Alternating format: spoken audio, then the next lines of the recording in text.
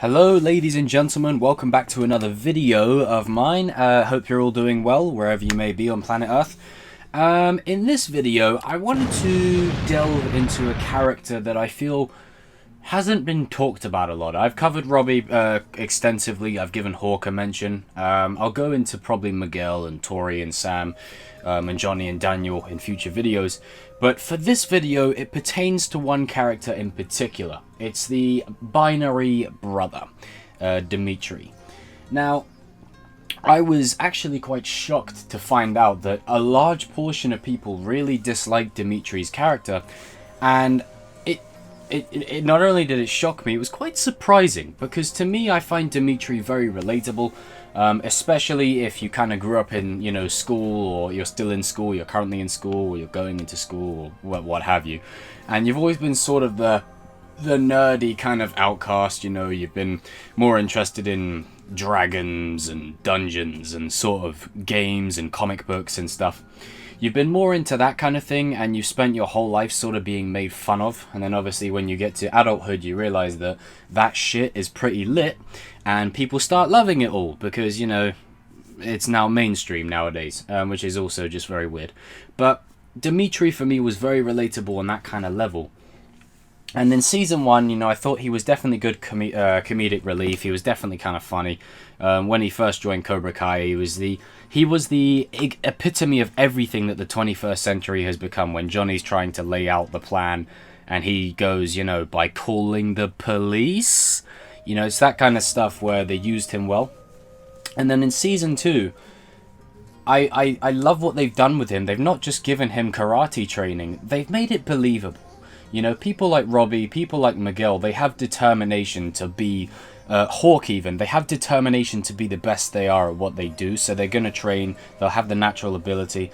Demetri's kind of different. He doesn't want to do karate per se, he's only doing it because he's lost all the only friend he really had in Eli, because Eli, as he puts it, has become a kind of alpha jerk.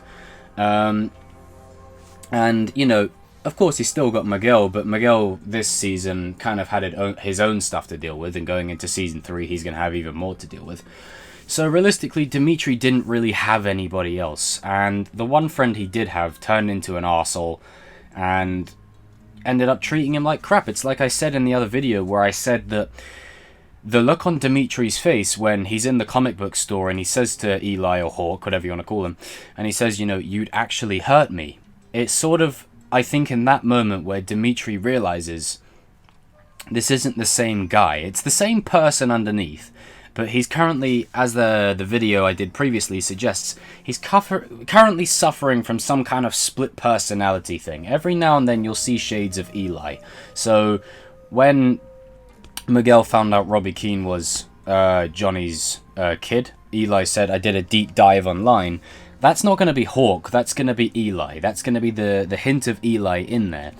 And then when Demetri says to him, you'd actually hurt me, you can see just for a second the look on Hawk's face just transition back to Eli for a brief moment. And then it switches back. And then as they're chasing him through the mall, and then, you know, they try and layeth the smackdown on him, you just can't help but feel bad that he hasn't actually done anything wrong. He did do a Yelp review, and he is kind of annoying in some places, but I find it understandable. You know, he has this friend in Eli, this binary brother of his, and then he goes and joins Cobra Kai, and then he turns around and treats him like crap. You know, and then all of a sudden, the passions that Eli and Demetri both cared about and loved, Demetri is then made fun of for enjoying them. So Eli, in essence, has become the very thing that he was against, or that was happening to him, he's now doing to Demetri, and he hates feeling weakness. So when Demetri goes to Miyagi-Do, and, you know, it makes for some cool comedy, because, as Daniel puts it, he's the most neurotic guy that Daniel's ever come across. You know, can I use a roller instead of a paintbrush, and sanding the floor and all that. It takes the mall showdown to really sort of bring things to a head, where Daniel and Demetri have a sit down, and then, you know, Demetri throws the Game of Thrones reference. It's Jon Snow and Daenerys Targaryen now in there. And, you know, I mean, who doesn't love a good Game of Thrones reference? And, you know, Robby and Sam at the time. Yeah, it makes sense. And then Daniel catches the Game of Thrones reference, and then Demetri's face lights up. You know, he just starts to appreciate that Demetri is different from the rest of the crowd. He's not going to pick it up fast like Robby. He's not a natural like Sam or Miguel. And he's going to be someone who you need to take your time with. And I think that throughout the training of Demetri, Daniel understands that. So that's why when they train in the kitchen, he's going slow, and then Demetri's slowly picking it up. And he even tries to class it as a spider sense to sort of tap into Demetri's sort of, you know, nerdy-ish behavior. And I feel like going into Season 3, Demetri will only get better and stronger. Now, I do feel like he still won't be... There's a certain bracket of fighters in Cobra Kai that are top. For me, Kreese, Daniel, and Johnny, currently top. Until they bring in people like Chosen or Terry or Mike. They're currently top. Then you've got Miguel and Robby, with Miguel edging top. And then you've got Hawk beneath them. And, I don't know, because to be fair, I'd say Sam would probably be better. But that actually is a good point. Comment down below who you know, where you rank the characters in order of fighting and all that. But Demetri's not going to go really high on the list. But I think at the end of Season 2, when he catches Hawk off guard and then he slams him into the case, I think it shows how good he can be if he just believes in himself. And I think that's something that we can all apply to our daily lives, is whatever it is that we do means nothing if we don't believe in ourselves. And it's in that moment where Demetri believes in himself and then puts his former best friend into the case that he's like, oh wow, you know, I did it. Same as when he was in the fridge and then he blocks the move from the former Cobra Kai. And then he's all happy and in celebration, and, you know, we're all like, oh, wow, he did it. And then, you know, 2 seconds later, he gets kicked in the stomach, and Daniel says baby steps, because that's the approach that they have to take with Demetri. He's going to become a different fighter to the rest. But I don't know about the rest of you guys, but I just feel so sorry for Demetri. Every time I watch Season 1 or 2, I look at his character, and it just feels like, you know, he done no wrong to anyone.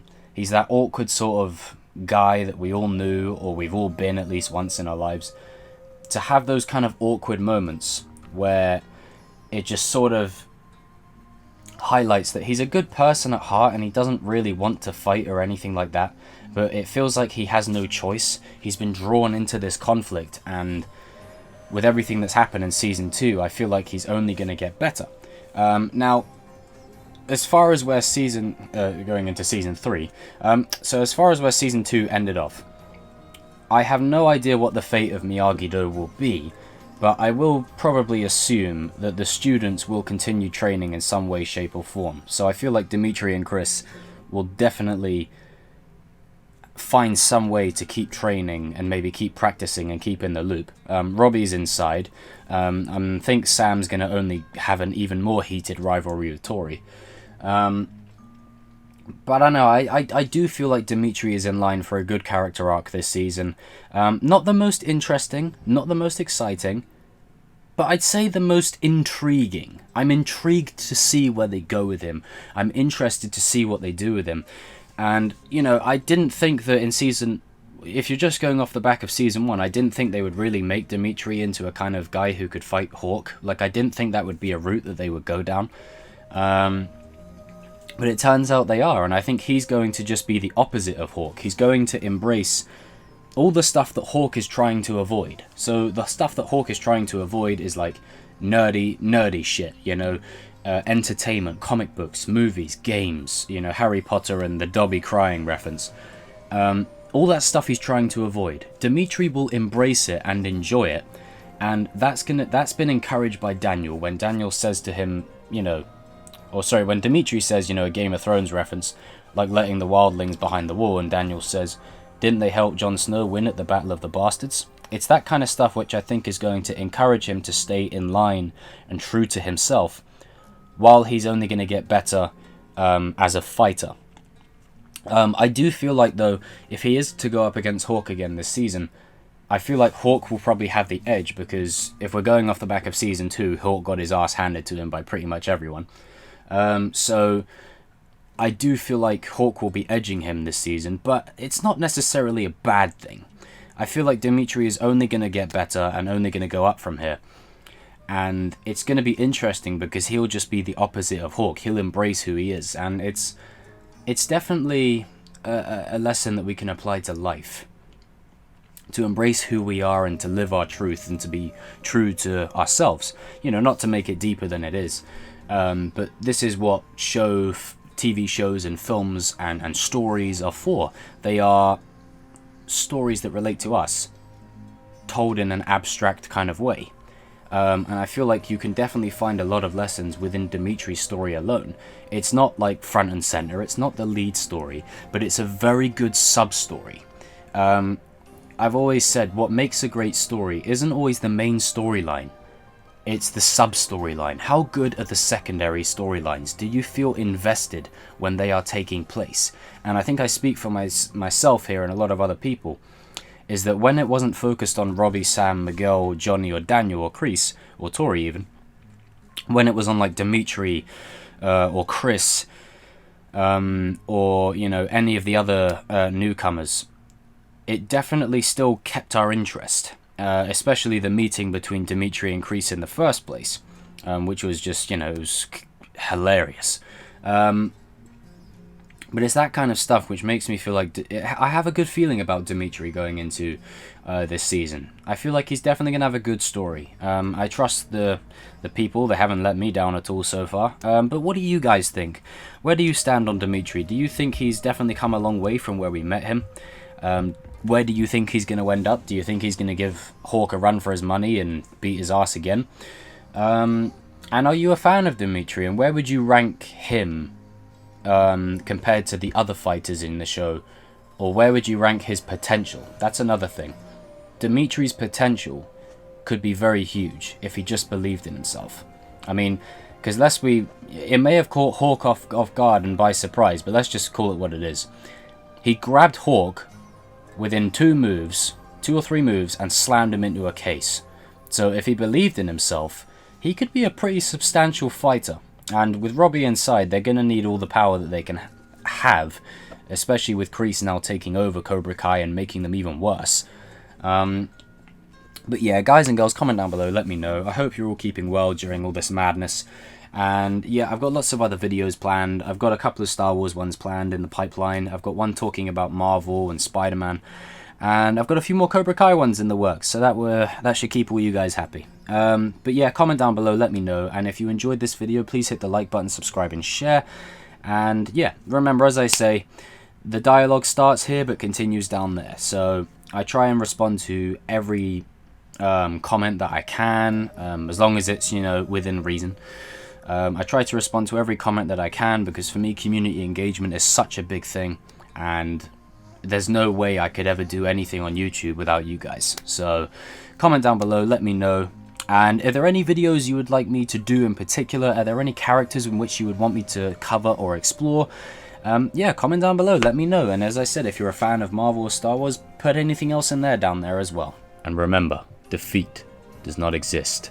In this dojo, does it?